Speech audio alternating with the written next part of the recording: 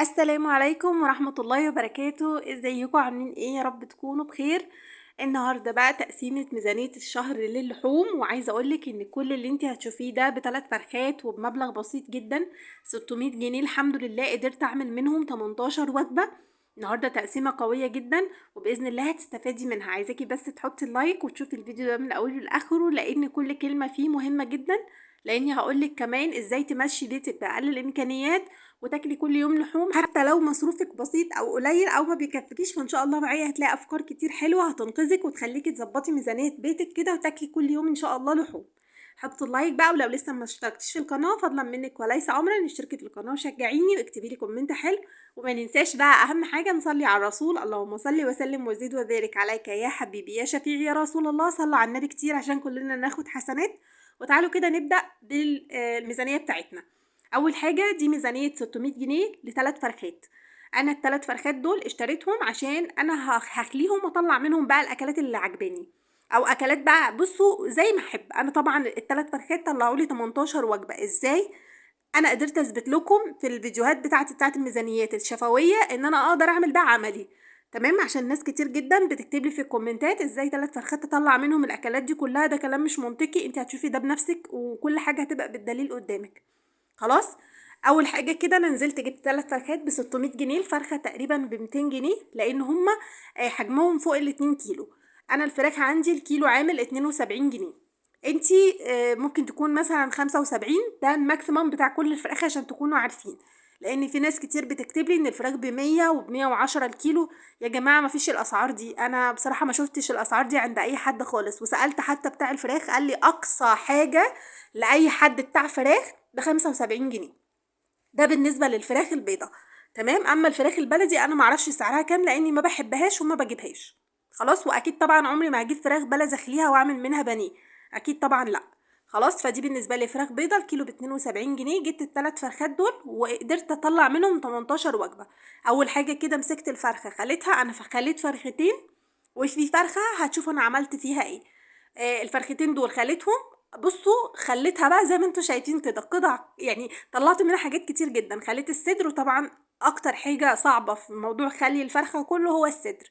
لو انتي مش هتعرفي قولي بتاع الفراخ يخلي لك الصدر، وانتي لما تروحي كملي بقى ايه تقطيع زي ما تحبي. خلاص. انا واحده واحده كده الحمد لله قدرت اخلي الصدر وطلعته كده. وبدات ان انا الهيكل ده اقسمه نصين، والجناح حتى كمان هقسمه نصين. هطلعهم ازاي او هعمل بيهم ايه؟ انا معظم اكلاتي يا جماعه بتكون مش مسلوق ولا هو مشوي. انا معظم اكلاتي بتكون كوكي، زنجر، بتاع الحاجات اللي هي وجبات اللي هي زي بتاعه المطاعم اللي بره دي بالظبط. لان انا يوم ما هاكل فراخ لما جوزي ما بيحبش لا الفراخ المشويه ولا الفراخ المقليه، فبيبقى غصب عني ان انا اعملها له كده في تتبيله ولا حاجه عشان يرضى ياكلها. خلاص. فطبعا افضل حاجه للوجبات اللي انا باكلها دي ان انا اقطعها قطع صغيره. لكن لو انت مثلا بتحبوا عادي الفراخ اللي هي المسلوقه او المحمره هتقطعيها برضو عادي قطع وبتسلقيها وبتحمريها، مفيش اي مشكله. نيجي بقى للحظه المهمه جدا، ازاي بقى اظبط ميزانيه البيت وانا مصروفي قليل. طيب، احنا مثلا نفترض ان احنا اسره 5 افراد وانا امكانياتي هي 600 جنيه برضو اللي انا اقدر اعمل منهم اللحوم بتاعتي. طيب هتجيبي 3 فرخات زي دول وتقطعيهم برضو كل ربع هتقطعيه نصين. طيب هل الربع ده هيكفي فردين؟ اه هيكفي فردين. ما هو انت امكانياتك هي اللي بتحكمك، احنا كل واحده فينا امكانياتها هي اللي بتحكمها. صح. انا واحده من الناس جوزي للاسف ما بيحبش جميع انواع الاكل اللي يعني انا عارفه انه دي حاجه مش صح، بس هو للاسف ما بيحبش كل الاكلات اللي ممكن تتخيلوها زي كل الناس. هو لا، ما مش مقتنع. هو ليه اكل معين وفي الغالب بيكون اكل شبه اكل المطاعم، فانا مضطره ان انا لازم اعمل ده. انتي بالنسبه لك احمدي ربنا على النعمه اللي في ايدك ان جوزك بياكل كل الاكلات وولادك بياكلوا كل الاكلات، فاعملي لهم بقى. يعني تطبخي عادي، مثلا النهارده اعمل فراخ هطبخ طبخه كامله تكفيني يومين عشان اوفر تاني يوم وكده. ومش لازم يعني ربع الفرخه، لا انا عايزه اقول لك ان عادي يعني انا عن نفسي ما بعملش الربع الفرخه، بالرغم ان انا ممكن اكل عادي ربع الفرخه مفيش اي مشكله. يعني اعملها عادي واحنا فردين والدنيا هتمشي. لكن انا لازم جوزي كل يوم اعمل له وجبه لحوم، فبالنسبه لي مش هكفي ان انا كل يوم اعمل وجبه لحوم، اكيد مصروفي مش هيكفي ده كله يعني اكيد يعني. فبضطر ان انا الربع الفرخه بقسمه نصين وبعمله على مره. ما فيش مشكله، مش انت اللي عاوز كل يوم لحوم يبقى هتاكل على قد الامكانيات، انت كمان برضو اعملي كده. على قد امكانياتك ومشي نفسك، وعلى قد ما تقدري الجئي للحاجات اللي بترمي معاكي.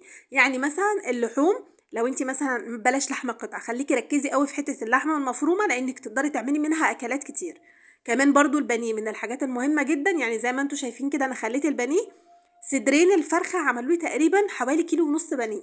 طلعت منهم بسم الله ما شاء الله لا قوه الا بالله 8 وجبات، 8 وجبات، والوجبه كويسه زي ما انتوا هتشوفوها ان شاء الله في اخر الفيديو.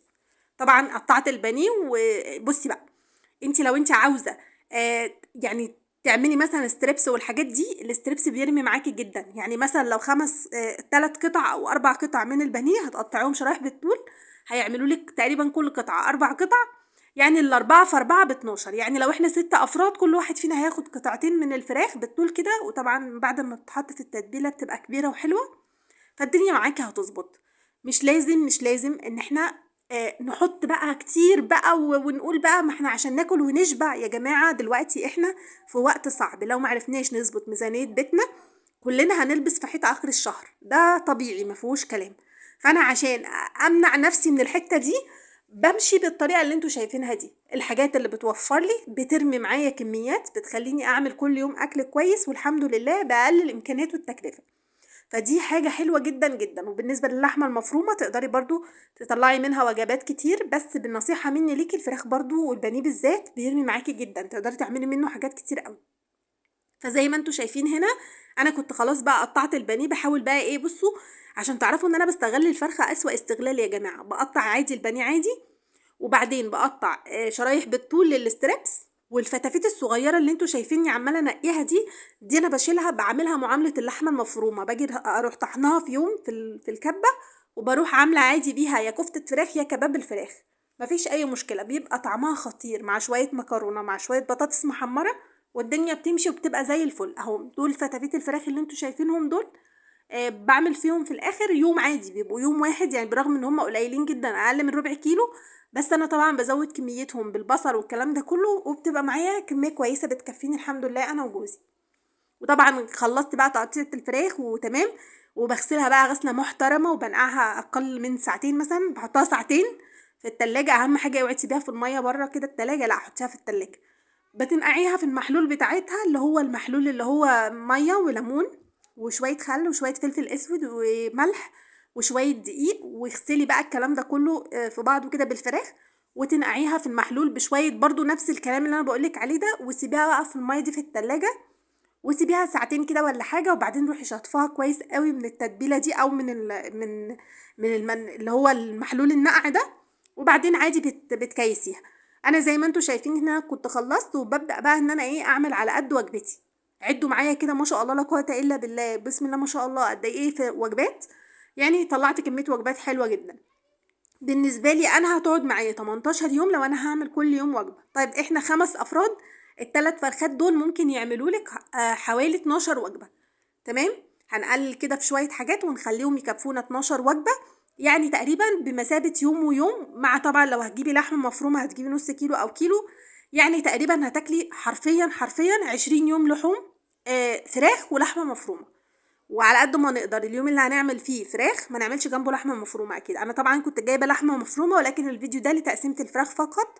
وانا جايبه تاني نص كيلو لحمه مفرومه، بزود كميته بفول الصويا وبقطعه وبعجنه في بعضه كده، وبعدين بحطه عادي بقى في الاطباق او في الاكياس في التلاجة، مفيش اي مشكله. خلاص. وطبعا دي افضل طريقه تقدري تزودي بيها نسبه او اللحمه، يعني تخلي الكميه معاكي ما شاء الله مضاعفه. انك تحطي فول صويا، حابه تحطي برغل ماشي، مش حابه تحطي حاجه خالص وتزودي وقت ما هتيجي يعني تطبخيها هتحطي مثلا كميه بصل كتير او حاجه او مع شويه خضار، برضو انت وراحتك. تمام. فدي كده شويه نصايح اتمنى ان انتوا تعملوها، وان شاء الله باذن الله الدنيا معاكم هتظبط قوي. هنا بقى طبعا انا كنت بقسم البانيه. بصوا انا بحط 4 قطع بانيه زي ما انتم شايفين، 4 قطع، كل واحد فينا قطعتين. وانا عايزه اقولك ان انا ممكن كمان ما اكلش القطعتين، لان انا اصلا ما باكلش مقليات كتير، لان انا ممنوعه اساسا من الكلام ده كله، فباكل قطعه واحده فقط. فعشان تعرفي بس ان انت ايه، يعني عادي يا جماعه، مش بالاكل والله، مش بالاكل، يعني مش بالكميه الكتير، ممكن بكميه قليله برضو جسمي هياخد احتياجاته الحمد لله، والدنيا معايا هتظبط وخلاص. يعني انا كده برضو ظبطت جسمي وفي نفس الوقت ظبطت جيبي برضو، ما هم الاتنين مهمين على فكره، جيبي وصحتي الاتنين واحد. فزي ما انتم شايفين مشوا الدنيا يا جماعة، طالما الحمد لله الإمكانيات محدودة وبسيطة أو لو حتى كتير، يعني عايزين نوفر كده، مش لازم كلنا نبقى همنا على بطننا يا جماعة. أكتر حاجة بتخليكي ما تقدريش توفري هي بطنك. بطنك طالما رايحة على طول لده ولده ولده ولده، صدقيني مش هتعرفي تكسري جنيه، هيبقى خلاص نفسك رايحة على طول للأكل والشرب والحاجات دي. صدقيني والله ما هتعرفي تعملي حاجة.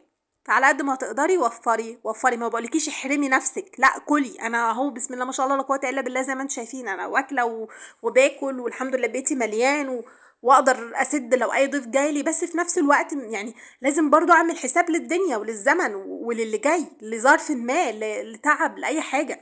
فنقدر نوفر، نقدر نبقى نمشي بشطاره. وان شاء الله باذن الله تكونوا استفدتوا من الفيديو ده. يا رب تكونوا استفدتوا من الفيديو. لو استفدتي منه او ما استفدتيش، امانه عليكي حطي اللايك، حطي اللايك يا اختي، واكتبي لي كومنت حلو، وصلوا على النبي كتير. اللهم صل وسلم وزد وبارك عليك يا حبيبي يا شفيعي يا رسول الله. ولو حابين اي استفسار اكتبوا لي في الكومنتات، ولو عايزين ميزانيات معينه اسبوعيه اكتبوا لي برضو، وانا ان شاء الله هعملها لكم. وطبعا اخر كده حاجه قسمتها هي الكبده والقوانص، نسيت اوريها لكم. كنت شاريه كيلو الا ربع كبده وقوانص، وطبعا كل فرخه كان ليها كبده وقوانصايه، فتقريبا قولوا كيلو. قسمتهم كده على 4 اكياس، بس كان في كيس انا عملته بصراحه قبل التصوير. خلاص. يا رب تكونوا استفدتوا من الفيديو بقى. هستناكم في الفيديو الجاي او استنوني في الفيديو الجاي، وان شاء الله باذن الله تكونوا استفدتوا. طبعا لو عديتوا الوجبات هتلاقوهم اكتر من 18 وجبه، يعني تقريبا ان شاء الله باذن الله كل يوم هاكل احلى وجبه. والف هنا وشفا يا رب على اللي ياكل، والف هنا وشفا على قلوبكم جميعا. يلا اشوفكم بقى الفيديو الجاي، والسلام عليكم ورحمه الله وبركاته.